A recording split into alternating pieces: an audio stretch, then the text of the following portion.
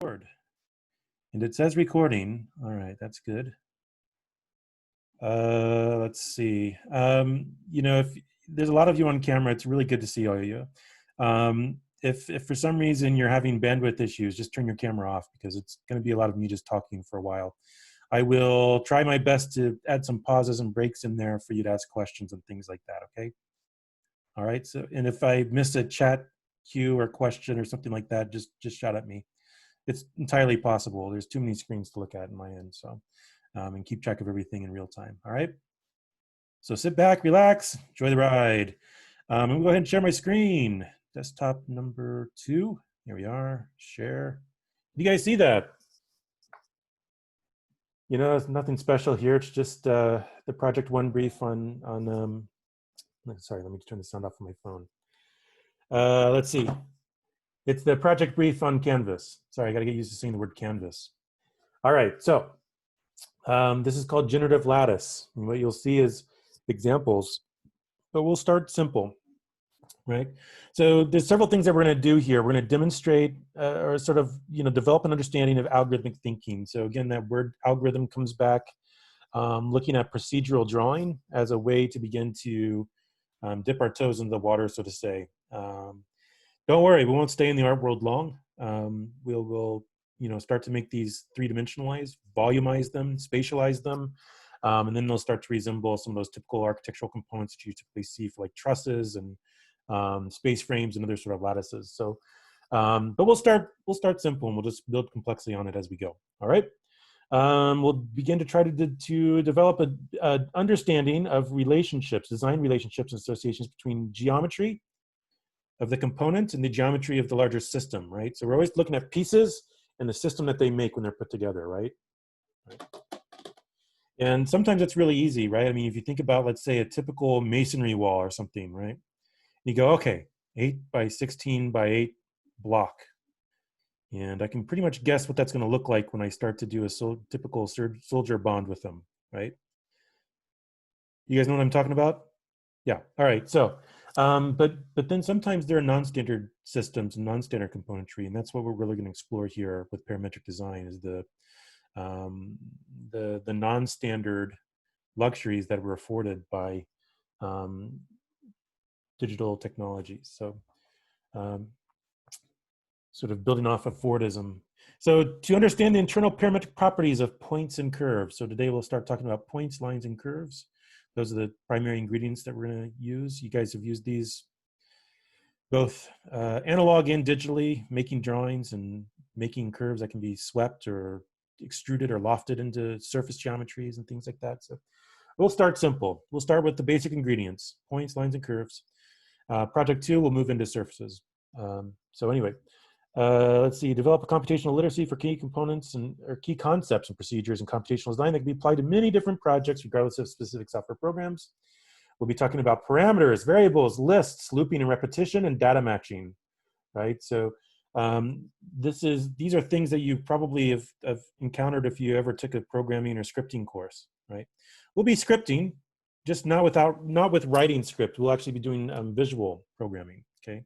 So that's what Grasshopper lets us do, is to sort of do all that scripting and programming, but without having to learn a syntax and have to type out commands.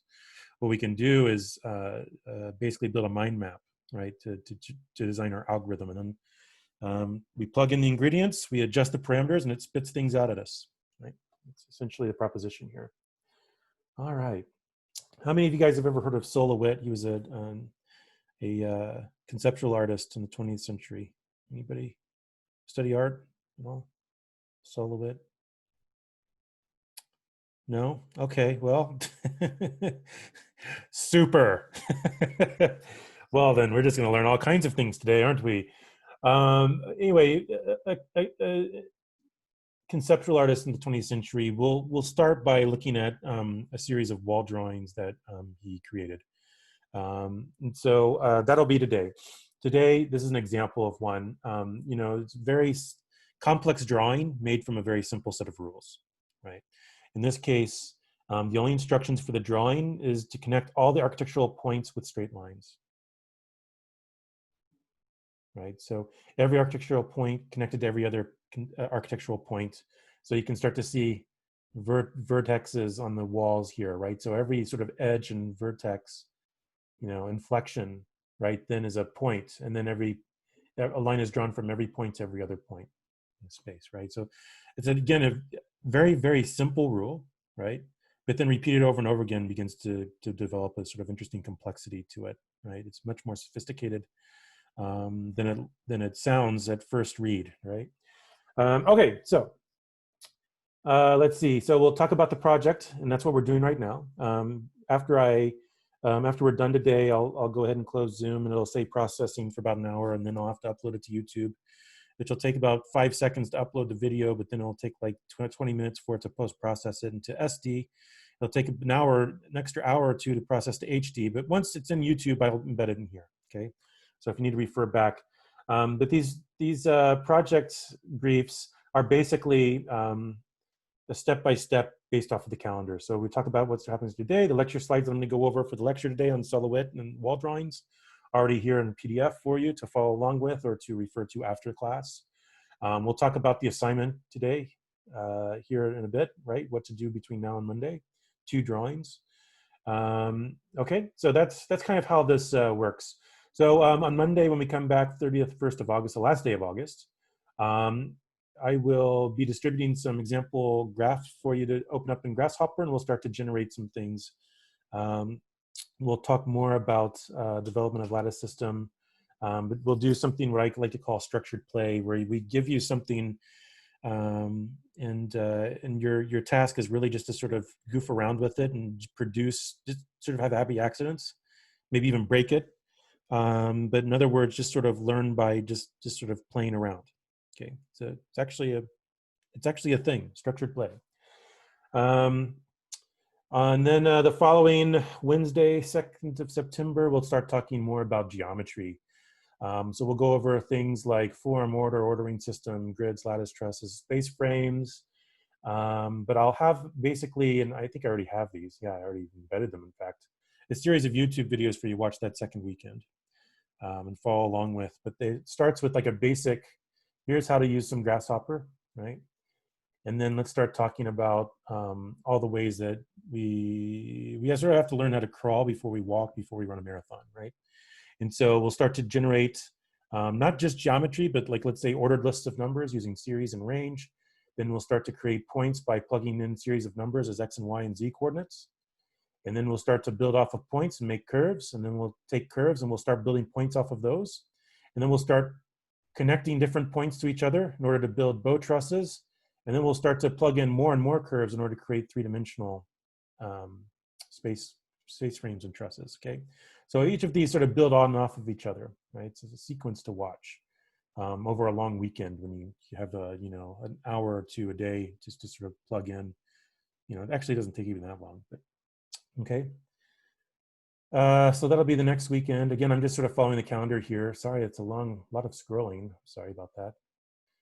And then you also have a long weekend because it's a Labor Day weekend. So we won't even be coming back on Monday. September 7th will be a day off. We'll come back on Wednesday the 9th. I will have reviewed your progress, and we'll again keep adding more and more techniques to your skill set, your tool belt. So we'll go over some more techniques and processes and sort of combining and recombining different things that we've done in order to make something really super awesome. That's a technical term, really super awesome. Sorry, that's a dumb thing to say.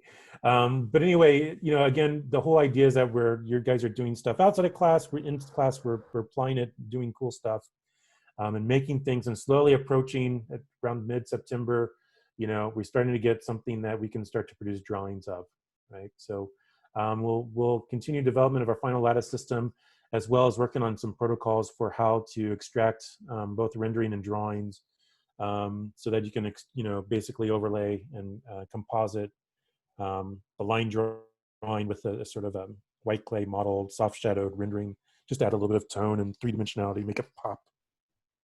We'll talk about line weights again and all that other stuff that I'm sure you guys wanted to forget after second year. Orthographic drawing, we'll also do some perspectives, monochromatic, meaning obtaining or using only one color or hue or value, right? We'll be primarily pursuing gray, like grayscale. Then perspectival rendering. So we'll be talking about perspectives and trying to sort of immerse ourselves within these things. So at the very end, not only have you designed something, but then you've also created a set of drawings and outcomes that can be plugged into a poster. I'll give you a template, which is basically just the size of the document plus a standard grid through it. And then you'll start to plug and play and actually make a graphic composition, a poster, with all these various drawings and diagrams from the project one. And that'll be the sort of final deliverable for project one. Everything else you'll find along the way, you know, particularly on Mondays, you'll have things due.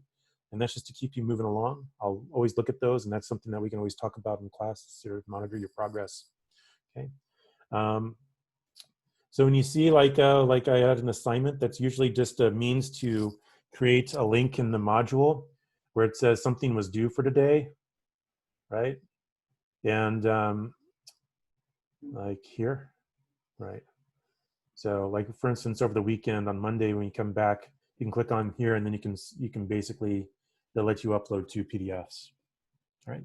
So try to keep this thing running smoothly as possible. Sort of parametric class learning management system, I guess. I don't know. Anyway, by the end, 28th of September, the project is due, and we'll have some time to work in class and debug and things like that, you know. So if you do this right and keep along, there's not a whole lot of work to do outside of class, to be honest.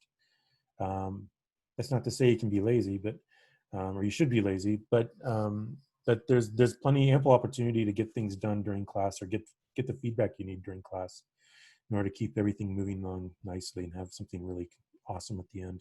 I'll show you some examples of the end products at some point because they're really great because when you get like 40 of them, you can put them in like a nice little grid and it just looks so awesome. Anyway, incredible. There's that word again, awesome. I don't know, like throwing out awesome like it's 1992 or something. All right, so should we talk about what we're going to talk about really for today and what I need you to do between now and Monday? Does that sound good? All right, great. Sweet. I'm going to leave this up because we're going to come back to it. And we're going to talk about 26 versus, you know, and the 31st. But now I'm just going to go ahead and let's talk a little bit about the parametric capacity of SoloWhit's procedural drawings, which is a mouthful. So last time you'll ever hear me say that in one sentence. All right. So everybody ready? Okay, great. Here, I just realized I don't have a chat box up. Let's see here. Let's see. Yes, we see. Okay, great. Sorry. Yeah. All right. Cool, cool. So to begin Kickoff Project 1, we're going to look at conceptual art. Conceptual art meaning, I don't know if you guys know much about 20th century art movements. Conceptual art was all about the artist coming up with an idea, and the artist doesn't even really touch the art or even create the art, but creating the idea behind the art and then giving instructions and then maybe having someone else actually make it, right? So, you know, you get like somebody who, you know, a sculptor in conceptual art wouldn't necessarily be the one like making the form work and then casting something out concrete or taking a block and chiseling it, but they would come up with the idea, maybe even some drawings, or maybe even just talk to the fabricator over the phone, and then have the piece sort of shipped into place in the museum afterwards, right? So there's this interesting idea on you know, what the role of the artist actually is. And there was a priority sort of placed on the ideas behind the piece rather than the actual making of the piece, okay? But related to that, SoloWhit was part of this movement of conceptual art. And so we'll talk about the wall drawing pieces in a minute related to that, but I just want to back up. I think it's really helpful for us to sort of come up with again, a sort of procedure or protocol for how we begin to describe things. So what you'll find here is a set of just quick drawings, right? There's nothing special here. Holding my cursor over what looks like a square, right? This black box right here is a square. Yeah. Okay, and so there's copies of it, and each copy it sort of rotates in space and then it scales up. Or each copy it sort of rotates to the left and then scales down, or whatever, right? Okay, and so, you know, what we have basically is a recipe, right? Take an ingredient, make a copy of it, rotate it, scale it, and then repeat n number of times, right? Now, I'm not saying that this is really interesting. This is like the dumbest drawing in the universe, right? Okay, yeah. All right, but let's just talk about this a little more. Let's be reductive. Let's break it down into steps, rules, ingredients, and parameters, right? Because that's what we're really looking at when we're looking at thinking of a recipe, right? There are steps, there are rules, there are the ingredients, and then there's the amounts, right? The parameters. Okay? So let's just break this down with this simple example, right? The steps. Right? We just said them out loud. I think I did, right? Take this box, copy it, rotate the copied results, scale the rotated results. Right? Those are the steps. 1, 2, 3. Very, very simple. The rules, for instance, repeat them until you have 40 of them, or repeat them until you've gone all the way around, or repeat them until you've hit the square of 496, or whatever it is, right? I mean, it could be arbitrary, or it could be really smart, but there are rules to this, right? As soon as you hit the edge of the page, you got to stop, or whatever, you could begin to sort of anticipate rules. Okay. All right. Ingredients, right? So we have that initial piece of geometry, right? In this case, we're using a square. So in this case, it's usually what we're doing, whenever you think about it, like making a drawing, right? Those ingredients are usually pieces of geometry. In order to make a curve, the ingredients are points, right? In order to make a surface, X, Y, Z. So, in this case, what we need is a piece of geometry, like a square. But we also, in order to do these steps, right, we know that we need like a point to scale about, and a point to move from, and a point to move to, and those sorts of things, right? And last but not least, the parameters, right? So it's not enough to just say rotate or scale or move, right? Or repeat, but it's like, how many degrees do you rotate? What's the scale factor? How much do you scale? Do you scale up, bit, down? How much do you move? How far, right? Direction and distance. Or how many times do you repeat, right? For instance, instead of saying like there's a rule, like as soon as I hit the edge of the page, I stop, maybe it's just repeat 30 times, right? So that parameter is 30. That can change. You can always make it to 20 times or 50 times and see what you get out, right? All right, so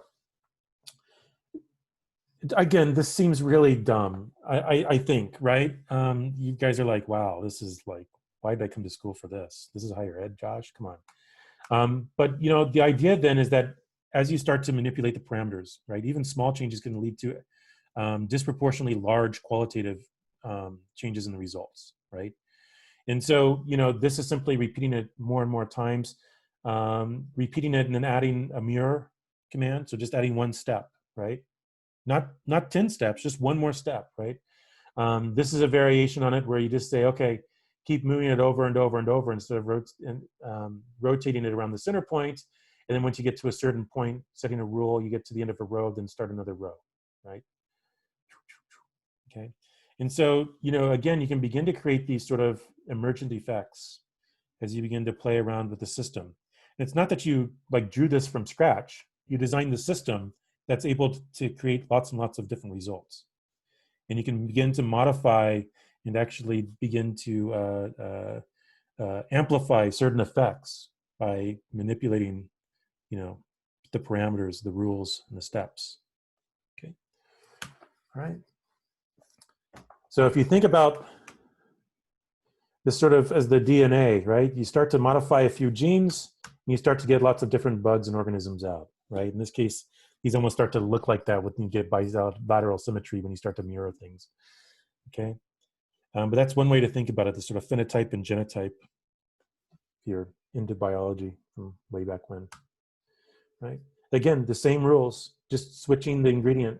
So it's not a square or a rectangle or a triangle, but it's a nice curve, right? This is all about copying, rotating, scaling, right? And so you start to get these sort of gradiated fields across the paper as you get things, parts of the paper that are more dense and less dense with lines, curves, right? Actually, I showed these at an exhibit once. It's so dumb. It took me like 5 seconds to create, and they were like, oh my God, this is great. And I was like, really? Okay. All right, so enough about that. Let's talk about SoloWhit again, okay? This artist, was famous for, in particular, these sort of studies based off what we call procedural drawing, where he basically establishes the procedures, the step-by-steps, right? The algorithm to produce a drawing, and then someone else might carry it out, okay? Here it is, just, you know, he did a series of these studies and published catalogs of them, straight and non-straight lines, right? In this case, looking at some lines that are straight and some that are unstraight, but there's a sort of protocol here where it's like A, B, B, A, B, B, A, as far as straight, not straight, not straight, A, straight, not straight, not straight, okay. Or doing these sort of studies where it's like non-straight lines, but then looking at the sort of density and spacing of them, right? And then also thinking about, you know, here it sort of establishes a really, I would argue that, you know, overall, the overall trajectory, right? The median of this curve is kind of like a line, whereas here they actually start to like curve, and the start point and the end point don't really actually align along a parallel, right? And so he's, you know, kind of establishing, you know, just changing one little sort of parameter or way that he's drawing these, and he's hand drawing these, or was hand drawing these, in order to sort of to create variations, you know, on the same rule, the same algorithm, okay, non-straight lines, okay. So we just talked about this one, all architectural points connected by straight lines. Here's a very famous wall drawing, right, where you know, in the gallery of the art museum, you know, the museum might commission a team of artists to carry out and execute the rules, right, of, let's say, a wall drawing, in this case 51, which is to look at all the architectural points along this wall. So every like sort of corner, every place where the wall is violated in some way, right, it seems like, and then to draw a point from every, you know, from each of those points to every other point that was identified, okay. And I think what they probably did is use a chalk line. Looks like blue chalk line, actually, right? So maybe they get somebody down here and get someone up here on the ladder, and then someone. All right, so there are more of these, and don't disregard this slide, because we'll talk about these here in a bit, but we're not going to work in teams or anything like that. That's just too big of a pain in the rear. All right, so wall drawing 46. Okay, let's just talk about some of these examples. Vertical lines, not straight, not touching, covering the wall evenly. And that was part of the result, if you sample that, right? So what happens is, you know, you're looking for a sort of relative length, right? And then you draw, and then you draw, and then you might have to add shorter ones just to sort of fill in some of the gaps to sort of, again, cover the wall evenly, make sure nothing is touching, and make sure nothing's really straight. Isn't that weird?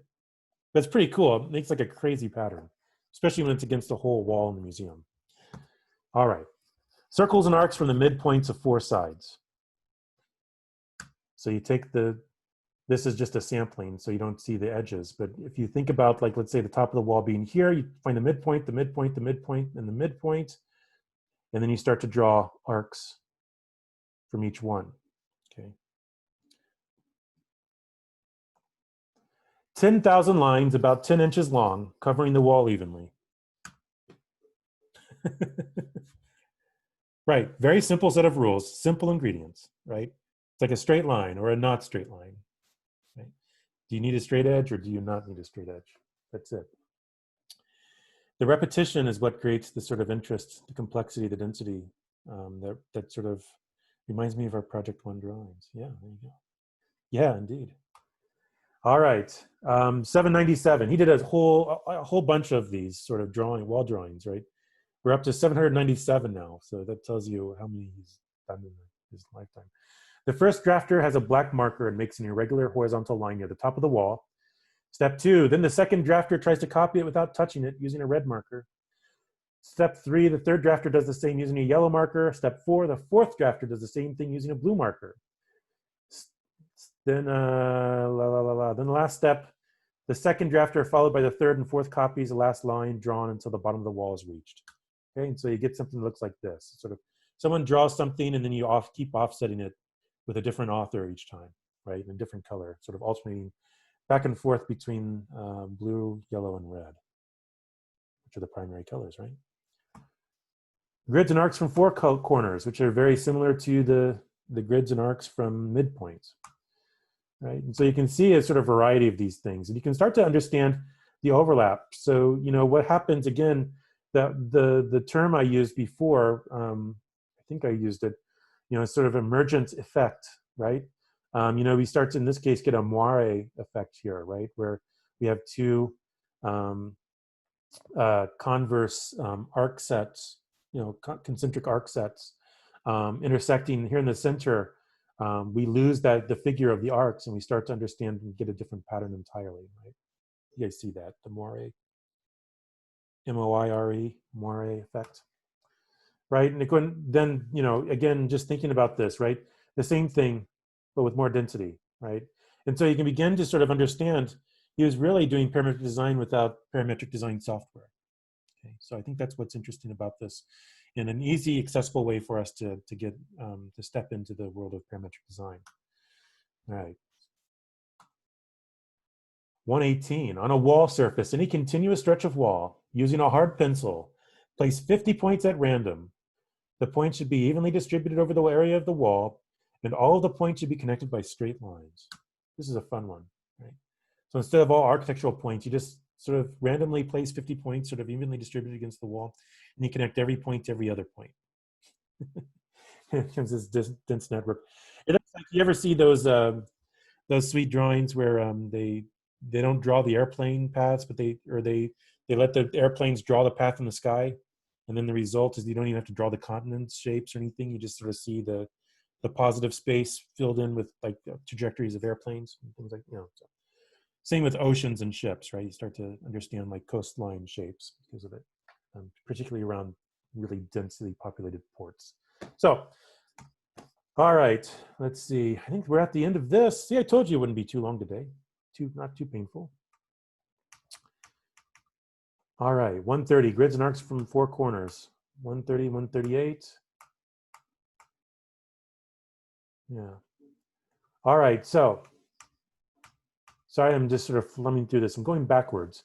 So these wall drawings to be assigned to teams, right? 46, 138, 86, 797, 130, 118, right? I want you to pick two of those. Each of you are going to pick two of those. And you're going to just quickly, manually in Rhino, in an 18 by 18 wall, 18 inch by 18 inch sort of area, let's say in top view in Rhino, I want you to sort of manually draft two different wall drawings. Okay, so follow the steps. Right. Now let me go back to our brief here. So we're talking about today, 26th of August, right? Your assignment. I'll go ahead and read through this, which basically says the same thing, but maybe is a little more thorough. Okay. And then we'll have plenty of time for you guys to ask questions, maybe even start. So we can't use Grasshopper, not yet. I want you to appreciate Grasshopper by doing all this stuff manually for a moment. When we come back on Monday, I'll give you Grasshopper graphs for each of these that you can experiment with and start to actually create much different results by moving a slider or changing an ingredient, okay? But for now, I want you to manually, and again, here, let's just read through it. Your assignment will be to manually produce two of these drawings in Rhino, selecting from the examples shown in the lecture slides. For a size to use, please draw an 18-inch by 18-inch box within Rhino as a frame for each of your two drawings. Be smart about size, quantity, and density. For example, if you select wall drawing 86, you know, in the recipe for wall drawing 86, it says 10,000 lines evenly distributed across the wall, right? You don't have to draw 10,000 lines. That might not be appropriate for an 18-inch by 18-inch square in digital environment. But you do want to carefully examine the examples that are shown in the slides and try to match the complexity and density inside your own 18 by 18-inch swatch, okay? Once completed, you can save or export both of those out as PDFs and then submit, all right? You just click on this link. These are due when we come back on Monday, all right? Come back together. Okay, and again, on Monday then, I will have a zip file for you guys to download from my Google Drive. Be linked up here somewhere where you can actually download Grasshopper graphs, and we'll open those up together in class, and we'll start making more wall drawings than you ever wanted to in your entire life. It'd be really silly, but okay. All right. So do you guys want to see some examples from the past? Yeah, why not, right? We have a little bit of time. It might actually help with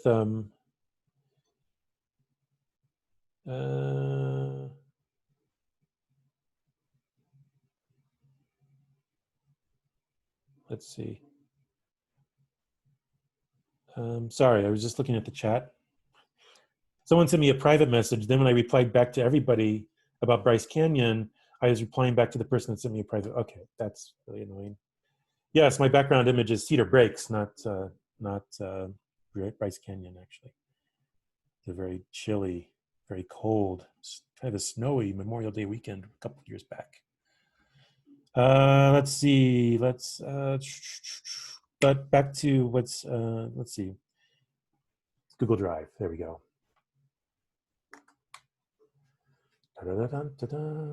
Start.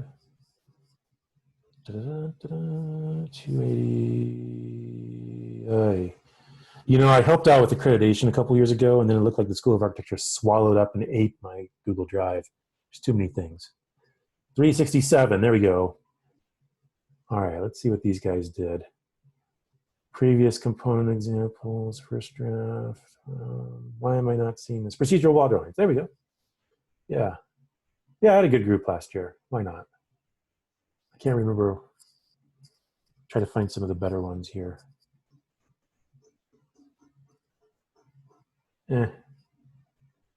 Oh, there you go. There's a couple.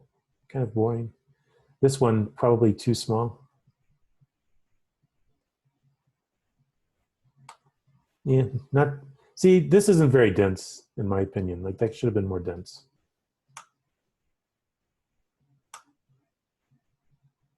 Straight and non-straight lines. Right, there it is. Make 50 points, connect them each up to each other. Don't worry about making a 3D model yet. If you want to do that, that's on you. That's on your own time. Okay. Let's see here. Whose is this? Oh, Mary Chris. Okay. Dude, this one's nice.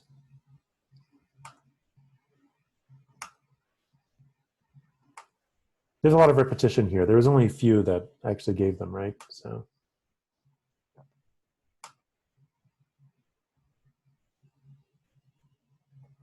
I want to say a couple of folks really like went out there. See, that's not dense enough. So don't do this. That's too, like, that's not enough. Like, that's not a weekend's worth of work. This is nice though. Ooh, I like that. You know, I also like that they adjusted line weights. Yeah. This one's nice.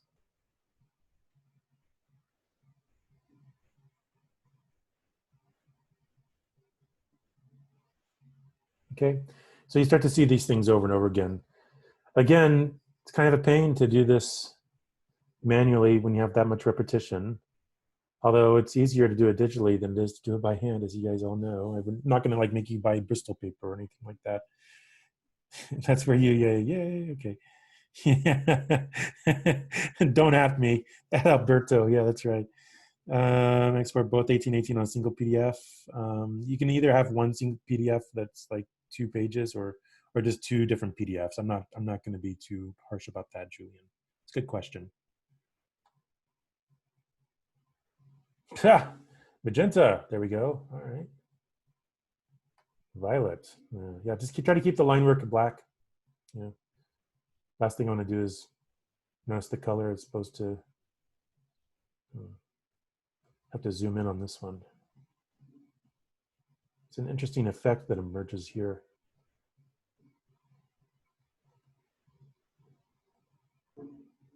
Some of them were better at following instructions than others.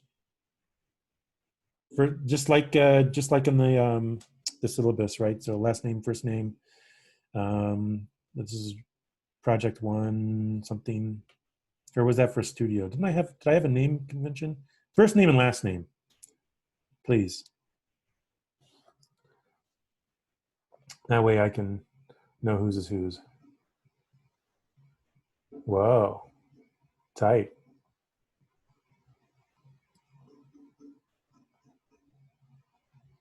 Okay, so you get the idea, I hope. Let's see, this is a really nice one. Yeah, Jenna Ray, I'm not surprised. She's really good at what she does. Okay, does that help a little bit? Okay. You know, Antonor, just to, again, to follow up on your question, you know, I'm just going to do this. Just as a reminder.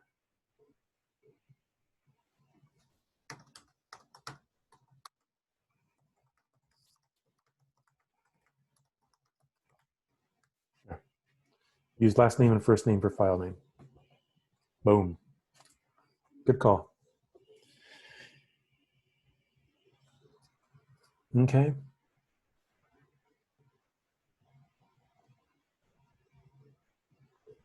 We're going to go a long way in about a month. Sorry, this after Monday, we'll actually sort of put our foot on the gas and Zoom. But I always found that this is particularly helpful in that I want you guys to produce something that doesn't rely on how much you know of Grasshopper, because right now we don't know much, right? Or at least most of us don't. And two, I want you guys to be able to appreciate the looping, the representation, and the lists. And in order to understand, you know, part of the value proposition of doing parametric design, okay? This idea that once I have a way of making one line in space, one straight line in space, it's really quite easy to make 10,000 of them like that. Okay. Hi, Donald. Yes, you enrolled in the course yesterday. Actually sent you an email. Yeah, you're here. So we're just talking about the, you know, we just kicked off the project one today. So should line weight be consistent throughout the drawing? Ideally, I mean, you know, you can always experiment with that. But my take is that usually, particularly if the instructions start talking about having everything evenly distributed across the wall, then I think the line weight should be toned down so that everything looks evenly distributed. So in that case, it would probably be consistent line weights. If you were doing something, I mean, you could, with the arcs or the grids, then maybe you could always experiment with that. Again, it's another parameter. So it's an interesting question. And you just call me Josh. Professor Josh is just like weird.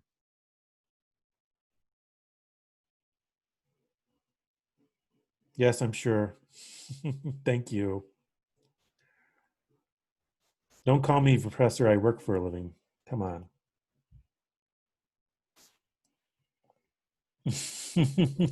Okay, Professor Josh. I call you student. Student Antonor. Student Alex. Student Clay. No. Okay, what other questions you guys have before? It's a short day. So, you know, you guys could actually get busy and I'll stay on for the next 10 minutes if you have any questions or want to start and run into any problems. Okay, at this point, I think I'm going to stop sharing my screen and I think I'll stop my recording because there's no point now.